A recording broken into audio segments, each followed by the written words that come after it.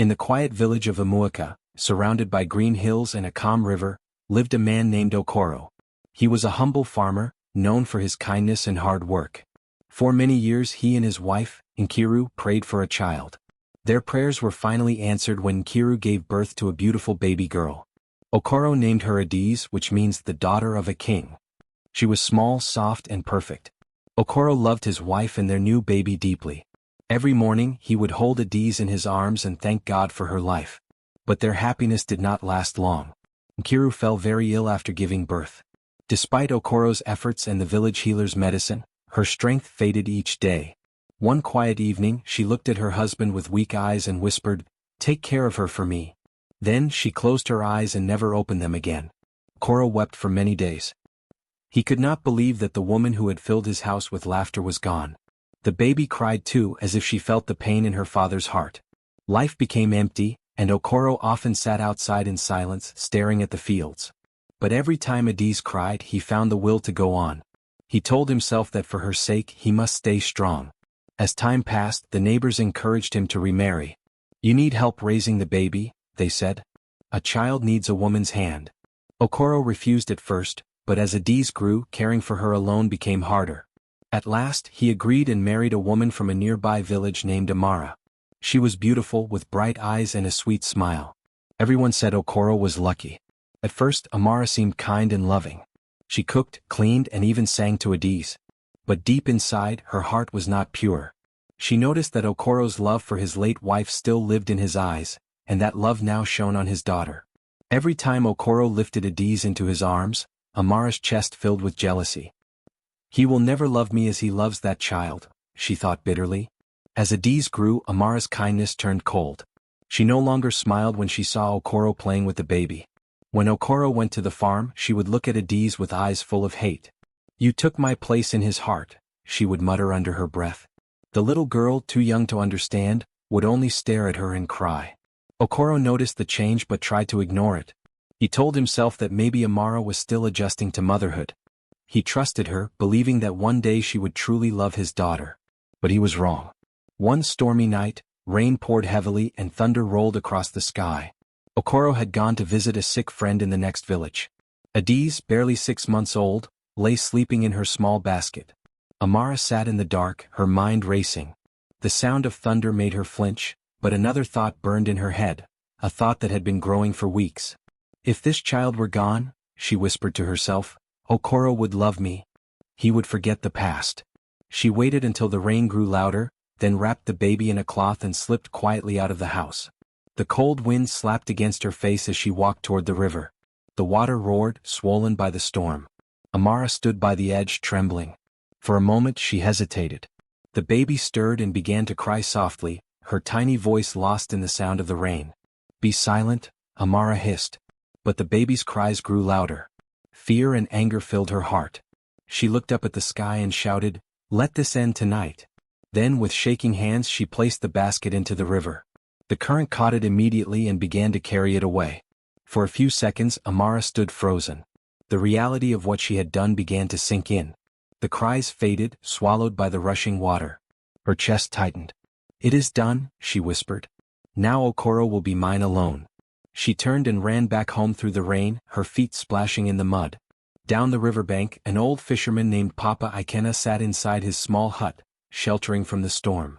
He was a gentle man who lived alone and earned his living from the river. Suddenly, through the sound of rain and thunder, he heard something faint, a cry. He stood up quickly, listening again. Yes, it was a baby's cry coming from the river. He grabbed his lantern and rushed outside. The water was dark and fast, but the cry guided him. Then he saw it, a small basket floating toward him. Without thinking, he jumped into the shallow part of the river and pulled it to the shore. Inside, wrapped in wet cloth, was a tiny baby girl, her face red from crying. "Oh my God," Papa Ikena gasped. He lifted her gently and covered her with his shawl. Who would throw such an innocent child into the water? He took her to his hut, lit a small fire and warmed her tiny hands. She stopped crying, looking up at him with wide eyes. In that moment, something inside him changed. He smiled softly and said, "You are safe now, my little one. You will not cry again tonight." He decided to keep her and raise her as his own daughter. He named her Adana, meaning father's daughter. It was a name of love and protection. By morning the storm had ended, and the sun rose beautifully over the village. The river sparkled as if nothing had happened. Papa Ikena went to the market to buy milk and clothes for the baby. When people asked about her, he simply said, "The river brought her to me." Meanwhile, Okoro returned home and found Amara pretending to cry. "What happened?" he asked in panic. Amara held her face and said, "The baby, she disappeared in the night. I woke up and she was gone." Okoro's heart broke once more. He searched for days, asking the villagers, searching the riverbanks, but no one knew. At last he gave up, believing that his child had been taken by fate. Amara comforted him with fake tears, though her heart beat with fear that someone might discover her secret. Far away, Adana grew in peace with Papa Ikena. She laughed often and loved the river that had once almost taken her life. The old fisherman loved her as his own blood and often told her, "The river gave you to me, my child. You are my gift." As the years passed, no one in Umuoka remembered the night of the storm. But the river remembered. It carried a secret in its heart, a secret that time would one day bring back to the surface. And so, the story of a baby lost to the river was only beginning. The years passed peacefully by the river. Adana grew into a bright and gentle young girl. She had a smile that could warm even the coldest morning and eyes that carried the calmness of the flowing water. Papa Ikena, though old and tired, worked hard every day to provide for her. Together they lived in a small hut near the riverbank, where the sound of birds and running water filled their days. Every morning, Adana would wake early to help Papa Ikena prepare his fishing nets. She loved watching the sun rise over the water, painting the sky in shades of gold and pink. "The river wakes before everyone," Papa Ikena often said, smiling. "It never sleeps, just like love." Adana would laugh and nod, though sometimes she did not fully understand his words. Their life was simple but full of joy. Adana helped him clean the fish, cook meals, and tend to their small garden. In the evenings they sat by the fire, and Papa Ikena told her stories about brave hunters, clever girls, and spirits that lived in trees. Adana listened with wide eyes, her head resting on his shoulder. But even in her happiness, something quietly troubled her heart. Sometimes, when she looked at her reflection in the water, she felt a strange emptiness. Her skin was lighter than Papa Ikena's, and her hair curled differently. People in the nearby village would sometimes whisper, "That girl doesn't look like him." Papa Ikena never explained much, only saying, "The river brought you to me and that's enough." One bright morning, Adana was walking along the riverbank, searching for firewood. The sun danced on the surface of the water, and she hummed a tune Papa Ikena had taught her. Suddenly, something shiny caught her eye among the pebbles. She bent down and picked it up. It was a small gold bracelet, old but still beautiful. Her fingers traced the tiny letters carved into it, Adis. She frowned, whispering the name softly. It felt strange on her tongue, yet familiar, like a word she had once known in a dream. She ran home quickly, clutching the bracelet in her hand. "Papa," she called, breathless as she entered the hut. "Look what I found by the river." Papa Ikena turned from his fishing net, surprised. He took the bracelet from her hand and looked at it closely. His face changed, a shadow passed through his eyes, the kind that hides an old memory.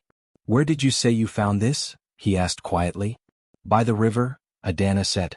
"It was half buried in the sand. There's a name on it, Adis. Do you know it?" Papa Ikena sighed deeply and sat down. He looked at her, his weathered hands trembling slightly. "My child," he began slowly, "this was with you the night I found you. You were only a baby, wrapped in a cloth and floating in the river. I thought you would not survive, but the river spared you. That bracelet was tied around your tiny wrist." Adana stared at him in shock. "You mean, you found me in the river?" He nodded gently. "Yes. I never knew who your real parents were. I only knew that someone wanted you gone, but the river brought you to me. I named you Adana because I wanted you to know that even without blood, you are still a daughter of love." For a long time Adana could not speak. Her heart pounded as the truth sank in. She had always felt different, now she understood why. She looked down at the bracelet again, tracing the name with her finger. "Adis," she whispered. "Is that my real name?" Papa Ikena smiled softly. "Maybe. The river keeps secrets, but it never lies. One day it might tell you where you truly came from." That night Adana couldn't sleep. She lay awake listening to the sound of the river flowing outside. The bracelet glowed faintly in the moonlight beside her. She wondered who had named her Adis. Was her mother still alive? Did she look like her? Why had someone thrown her away? The next morning Adana sat by the river, staring at her reflection. "Who am I?" she whispered. The wind blew gently, rippling the water as if it wanted to answer her. She touched the bracelet again and made a silent promise. One day she would find out the truth. As days turned into weeks, Adana's thoughts were filled with questions. She began asking the older villagers if they had ever heard of a missing baby or a family who lost a child years ago. Most people shook their heads, saying they remembered nothing like that. But one old woman, Mama Chica, looked thoughtful. "Child," she said one afternoon, "many years ago, before you were born, there was a man in Umuaka village named Okoro. His wife died after giving birth to a baby girl. They said the baby was lost in a storm one night, taken by the river. The whole village mourned." Adana's heart raced. "Do you know the baby's name?" she asked quickly. Mama Chica thought for a moment. Yes, I think they called her Adise." Adana froze. The world around her seemed to stop moving. Her fingers tightened around the bracelet. Could it be true? Could she be the same baby who was lost to the river all those years ago? She ran home again, tears of confusion and hope in her eyes. "Papa," she cried, "I think I found something. There's a man in Umuaka. His baby disappeared in the river and her name was Adise. What if that baby was me?" Papa Ikena looked at her silently. His heart was heavy, but he knew this day would come. He stood up, placed his hand on her shoulder and said softly, "If it is true, my child, then the river has led you to your beginning. You have a right to know who you are. But whatever you find, remember, you will always be my daughter." Adana hugged him tightly, tears wetting his chest. "You saved me," she whispered. "You gave me life again. I will never forget that." That evening, as the sun set over the river, Adana looked at the water that had once carried her to safety. It no longer seemed just a river, it felt alive, like a bridge between her past and her future. The name Adise echoed softly in her mind, calling her toward a truth she could no longer ignore. She knew that her life was about to change forever. The sun was bright that morning as the people of Umuaka prepared for their annual village festival. Drums echoed across the hills, children ran around with painted faces, and women cooked pots of jollof rice and roasted corn. The air was full of laughter and the smell of fresh palm wine. Adana and Papa Ikena arrived early. It was Adana's first time attending such a big event. She had grown into a beautiful young woman, known in nearby villages for her kindness and her sweet singing voice. Papa Ikena had encouraged her to join the music group that would sing during the celebration. "Go on," he said, smiling proudly. "Your voice will bless their hearts." As the crowd gathered, Adana stepped onto the small stage. Her heart beat fast, but when she looked at Papa Ikena sitting in the front row, she felt calm. The drummers began softly and Adana started to sing. Her voice floated over the crowd, soft, clear and full of emotion. The song was one she had learned long ago from Papa Ikena, a lullaby about the river and love that never ends. No one knew where the song came from, but it had always comforted her. Among the crowd was an old man named Okoro. His hair was white, and his hands trembled slightly as he leaned on his walking stick. He had come to the festival out of habit, but his heart carried a heavy sadness that never left him. Many years ago he had lost his wife and baby daughter on the same night. The memory never faded, and even now he sometimes sat by the river, whispering his daughter's name, Adise. When Adana's song began, Okoro stopped talking to the man beside him. He lifted his head slowly. The melody struck something deep in his heart. His eyes widened and he whispered, "That song?" His breath caught in his chest. "My wife, Nkiru, used to sing that very song. She sang it to our baby before she died." His hands started to shake. He pushed himself through the crowd, his heart pounding like a drum. He needed to see the girl up close. There was something about her voice, something about her face. When Adana finished, the crowd cheered. She smiled shyly and bowed. Okoro stepped forward, his voice trembling. "Child," he said softly, "who taught you that song?" Adana looked at him politely. "My father, Papa Ikena, taught it to me," she replied. "Your father?" Okoro repeated, confused. "Is he your real father?" Adana hesitated. "He found me by the river when I was a baby. He raised me since then. I don't know who my real parents are." Okoro's heart began to race faster. "The river?" he whispered. "The river?" His voice grew weak, his knees shaking. He looked at her wrist and noticed a small gold bracelet shining in the sunlight. May I see that bracelet?" he asked. Adana looked at him, surprised, but gently removed the bracelet and handed it to him. The moment Okoro saw it, his eyes filled with tears. The name Adiz was carved on it, the same name he had chosen for his lost daughter. He closed his eyes, memories flooding back, his wife smiling as she held their newborn, the way she had whispered Adiz softly before falling asleep for the last time. The night of the storm. His baby's cries. His second wife, Amara, claiming the child had been taken by the river. He had searched for days but the river gave no answers. Until now. He opened his eyes and looked at Adana again. Her face, her eyes, she looked just like Nkiru. The same gentle smile, the same voice. It was as if time had reversed. Tears rolled down his cheeks. "Child," he said, his voice breaking, "where exactly did Papa Ikena find you?" "Near the old bridge," Adana answered quietly. "He said the river brought me to him one stormy night." Okoro fell to his knees, unable to hold back his emotions. "The same night," he murmured. "The same river, the same storm." He began to cry openly, his hands covering his face. The people around stared, confused. Adana quickly knelt beside him. "Sir, are you all right?" she asked softly. He took her hand gently, still crying. "My child," he said, voice trembling, "you are my daughter. You are Adiz, the baby I lost to the river many years ago." Adana froze, her eyes wide. "What?" she whispered. He held up the bracelet. "I gave this to my baby on the day she was born. There is only one like it. I thought I lost her forever, but the river brought her back." Papa Ikena came forward, hearing the commotion. "What is going on?" he asked. Okoro turned to him and bowed deeply. "Old man," he said through tears, "you saved my child. You raised her with love when I could not protect her. May the heavens bless you for what you have done." The crowd gasped. People began whispering among themselves. "So she's Okoro's daughter?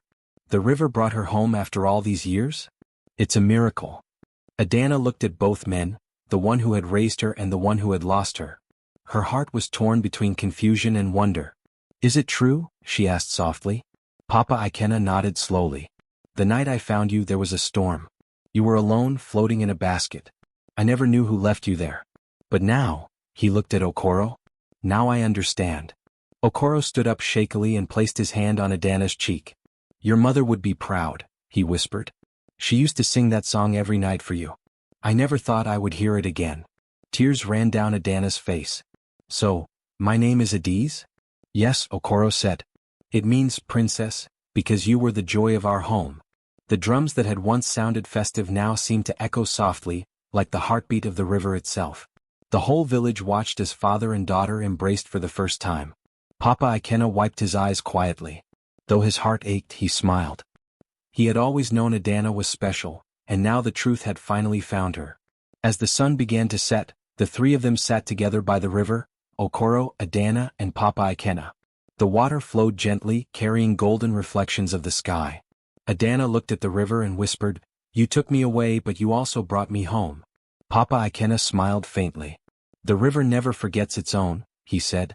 And for the first time Adana, or Adiz, felt whole.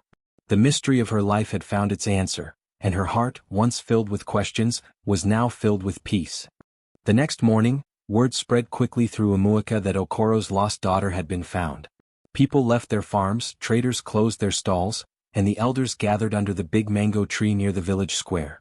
It was the same place where important matters were discussed.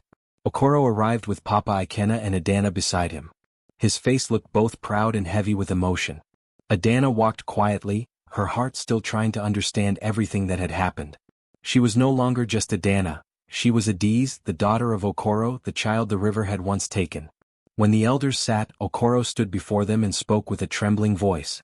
"My fathers, my brothers," he began, bowing his head respectfully, "many years ago I lost my wife and my baby girl. That night I was told my child was taken by the river. I searched for days but she was gone. I buried my hope with her." He turned and looked at Adana. "Yesterday I heard this young woman sing a song that my wife used to sing. I saw the bracelet I gave to my daughter. The river that once took my child brought her back to me through this man, Papa Ikena." The elders murmured among themselves, surprised. The oldest of them, Elder Namdi, leaned forward. "Papa Ikena," he said, "tell us what you know." Papa Ikena bowed. "Elders of Umuaka," he said, his voice calm and respectful. "It was a stormy night many years ago. The river was wild. I heard a baby crying while I was checking my fishing nets. I followed the sound and saw a small basket floating near the rocks. I pulled it out, and inside was a baby girl wrapped in a wet cloth wearing this bracelet. He held up the small golden bracelet engraved with IDs. I took her home and raised her as my daughter. I did not know who her parents were. I only knew that the river had spared her life. The elders nodded slowly, listening carefully. One of them, Elder Chukwu, said softly, "Then this is truly the hand of fate. The child who was lost has been found through the mercy of the river. But there was one person missing, Amara, Okoro's second wife. Someone had gone to call her. When she entered the square, her steps were weak. Her eyes darted between Okoro and Adana. For years she had carried a secret that burned inside her heart. Now it stood before her, alive and breathing. Okoro looked at her quietly. "Amara," he said slowly, "the time for truth has come. Tell the elders what you did that night." Amara began to tremble. "Please, my husband," she said, her voice shaking. "I was young and foolish. I was jealous. You loved the child too much and I felt forgotten. That night when you were away the baby cried and cried. I lost control. I took her to the river thinking the water would silence her, and my jealousy." Her voice broke into sobs. "But I never thought the child would live. I thought the river would keep the secret forever. I was wrong." A heavy silence filled the air. Some of the villagers gasped. The elders stared at her in disbelief. Elder Namdi shook his head slowly. "You let the river take an innocent child?" Amara fell to her knees, crying loudly. "Forgive me. I was blinded by envy. I have carried this guilt for years. Every night I saw the river in my dreams calling me, punishing me. I am sorry." Okoro stood still, tears streaming down his face. He wanted to shout, to curse her, but his heart was too broken for anger. "You took away my daughter," he said softly, "but the river brought her back. The same water that witnessed your sin also washed it away with mercy." He turned to the elders. "Let her face justice as you see fit. I do not wish revenge. The river has already spoken." The elders discussed quietly. At last Elder Chukwu said, "Amara has confessed. She will leave this village and never return. Let her carry her shame far from here. The child she tried to destroy now lives to tell her story." Amara bowed her head, still weeping. She reached out toward Adana, her voice barely a whisper. "Child, please forgive me." Adana looked at her, tears in her own eyes. "You hurt me before I even knew who I was," she said softly, "but I will not hate you. I am alive and that is enough." Amara covered her face and cried harder. The guards helped her to stand and led her away. The crowd watched in silence as she disappeared down the dusty road. When she was gone, Okoro turned to Papa Ikena and placed his hands on the old man's shoulders. "You are more than a savior," he said. "You are a true father. You gave my daughter what I could not, love, care and life." Papa Ikena smiled gently. "I only did what any father should do. The river gave her to me, now it returns her to you. She was never mine to keep, but I thank the gods for every day I had with her." Adana stood between them, tears shining in her eyes. She held both their hands, one on each side. "You are both my fathers," she said softly. "One gave me life and one gave me love. Without either of you, I would not be here." The elders nodded, moved by her words. The crowd began to clap quietly, then louder, until the sound filled the air. People smiled through their tears, amazed at how the river had tied these lives together. That evening, the sun set over the same river that once carried a crying baby in a basket. The water was calm, shining like gold. Adana stood there with Papa Ikena and Okoro watching it flow. Okoro placed his hand on her shoulder. "The river that took my child has returned her," he said softly. "Let that be justice." Papa Ikena added, "The river gives, the river takes, but it never forgets." Adana looked at the water and whispered, "It remembers everything, even love." The three stood there silently, the cool wind brushing their faces. For the first time in many years, Okoro felt peace in his heart. The wound that had once been deep and painful had finally begun to heal. Adana smiled faintly, her bracelet glinting in the last light of the day. The river whispered softly as if blessing them all, carrying away the shadows of the past and leaving only calm behind. Many years passed, and the village of Amuaka changed with time. New houses were built, children played near the river without fear, and the old stories of the past became lessons for the young. The river that once carried sorrow now carried laughter. It flowed gently, whispering the stories of those who had learned to forgive. Adana, now a grown woman, had become one of the most respected people in the village. She built a small school near the river, using the savings she had earned from helping at the market and the support of the elders who admired her strength. Every morning, she stood at the door of her classroom, greeting the children as they came running with wide smiles and dusty feet. She loved them deeply, especially the poor ones who came hungry but eager to learn.